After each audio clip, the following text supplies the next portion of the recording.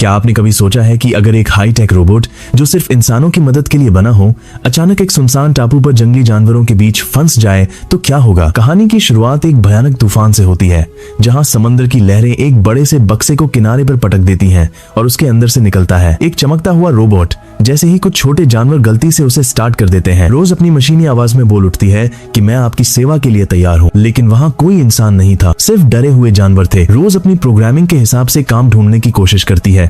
वो एक केकड़े की नकल उतारकर पहाड़ पर चढ़ना सीखती है और हर जानवर से पूछती है कि क्या उन्हें किसी मदद की जरूरत है। पर जंगल का नियम अलग है, वहाँ हर कोई इस लोहे के अजूबे को राक्षस समझकर उससे दूर भागता है। कोई उसे पत्थर मारता है तो कोई उसे डराता है।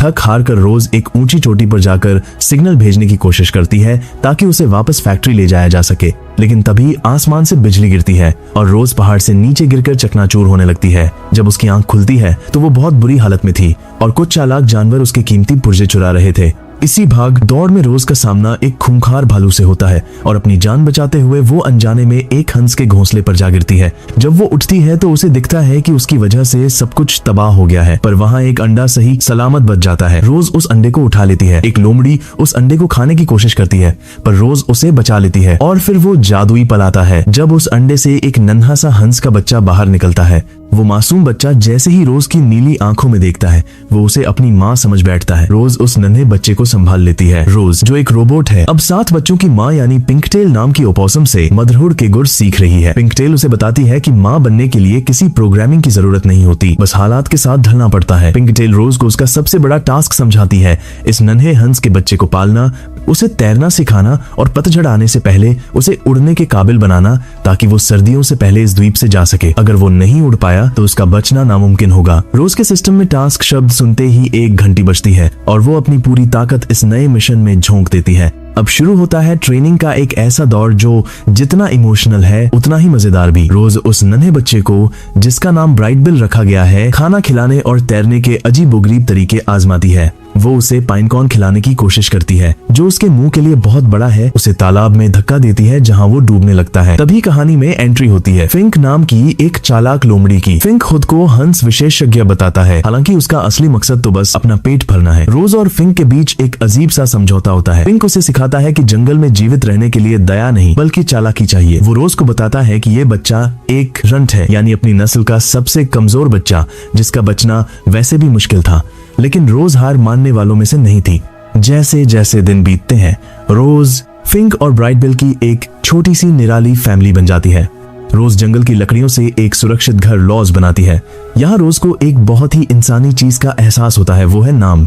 फिंक के कहने पर वो उस बच्चे को नंबरों के बजाय ब्राइट बिल नाम देती है। रोज उसे न सिर्फ पाल रही है बल्कि उसके साथ खेलती है, उसे कहानियां सुनाती है और उसे सुरक्षित महसूस कराती है। एक मशीन जिसके पास दिल नहीं था, अब वो एक नन्ही जान के लिए धड़कना सीख रही थी। लेकिन असली चुनौती अभी बाकी थी, क्योंकि वक्त तेजी से भाग रहा है और पतझड़ बस आने ही वाला है। कहानी में तनाव तब बढ़ता है जब ब्राइट बिल को पता चलता है कि जिस माँ को वो अपनी पूरी दुनिया मानता था, उसी की वजह से उसके असली परिवार का अंत हुआ था। ब्राइट बिल का गुस्सा और उसका ये कहना कि तुम मेरी माँ नहीं हो, तुम तो कुछ महसूस भी नहीं कर सकती, रोज के सिस्टम को हिलाकर रख देता है। एक रोबोट जिसके पास सिर्फ लॉजिक था, अब वो दुख और अकेलेपन जैसे इंसानी जज्बातों से जूझ रही है। ब्राइट बिल अब बड़ा हो रहा है, लेकिन समाज उसे स्वीकार नहीं कर रहा। दूसरे हंस उसे अजूबा कहकर चिढ़ाते हैं और उसे अपनी बिरादरी से बाहर कर देते हैं। रोज उसे समझाने की कोशिश करती है, लेकिन उसकी मशीनी भाषा अब ब्राइट बिल के जख्मों पर मरहम नहीं लगा पाती। रोज को एहसास होता है कि उसने अपनी प्रोग्रामिंग तो बदल ली, लेकिन वो ब्राइट बिल को वो नॉर्मल जिंदगी नहीं दे पाई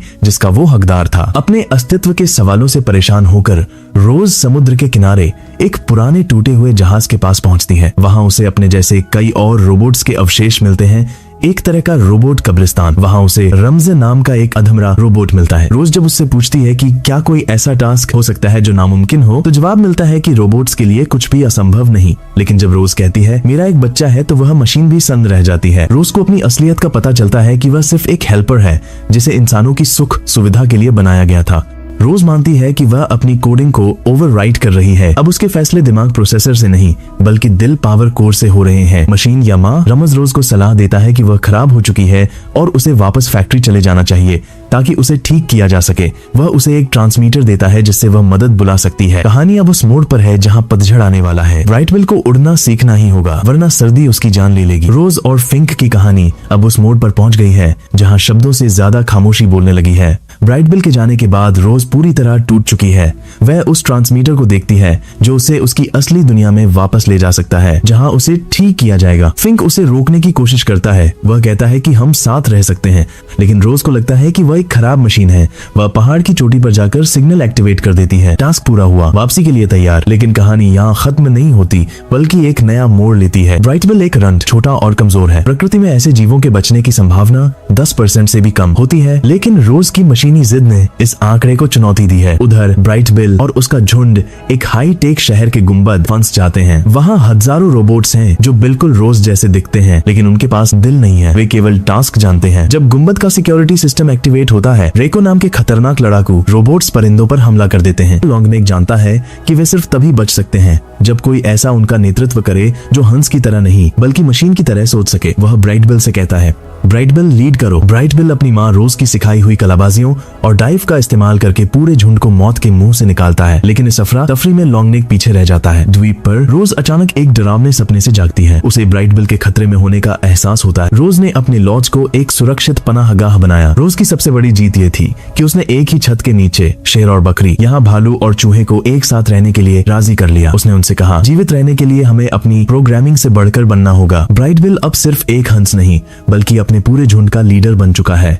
लेकिन खुशी के इन पलों के बीच यूनिवर्सल डायनेमिक्स का जहाज द्वीप पर उतरता है। ये एक मीठी आवाज वाला लेकिन बेहद खतरनाक रोबोट है। वह रोज को ठीक करने के बहाने वापस ले जाना चाहता है। जब रोज को एहसास होता है कि ब्राइट बिल और उसके दोस्तों को उसकी जरूरत है, तो वह पहली बार झूठ बोलती है और भाग निकलती है। इंसानों की कंपनी ने रोज को पकड़ने के लिए मिलिट्री ग्रेड रोबोट्स भेजे हैं, लेकिन रोज अकेली नहीं है। जंगल की सेना, भालू, लोमड़ी और हजारों रैकून और पक्षी रोज को बचाने के लिए मशीनों से भिड़ जाते हैं। रोज अब केवल एक मशीन नहीं है, वह दहाड़ती है, मैं एक जंगली रोबोट हूँ। रोज ने साबित कर दिया है कि भले ही वह एक फैक्ट्री में बनी हो, लेकिन उसकी आत्मा इस मिट्टी और इस परिवार की है। रोज ने अपनी यादों को बचाने के लिए खुद को बलिदान कर दिया, लेकिन उसने जो दया और एकता का बीज उस टापू पर बोया था, वह अब एक विशाल वृक्ष बन चुका है। यूनिवर्सल डायनेमिक्स रोज का डेटा चुराना चाहती थी क्योंकि वह एक अनोखी मशीन बन चुकी थी। मैं अपनी यादें रखना चाहती हूँ। जब मशीनों रेको ने हमला किया तो जंगल के जानवरों ने अपनी पुरानी दुश्मनी भुला दी। फिंक लोमड़ी ने तोप चलाई, पैडलर ने अपना सबसे बड़ा पेड़ गिराकर आग बुझाई। रोज का वापस जाना उसका अपना प्रवास था। उसने अपने परिवार ब्राइट बिल और फिंक को बचाने के लिए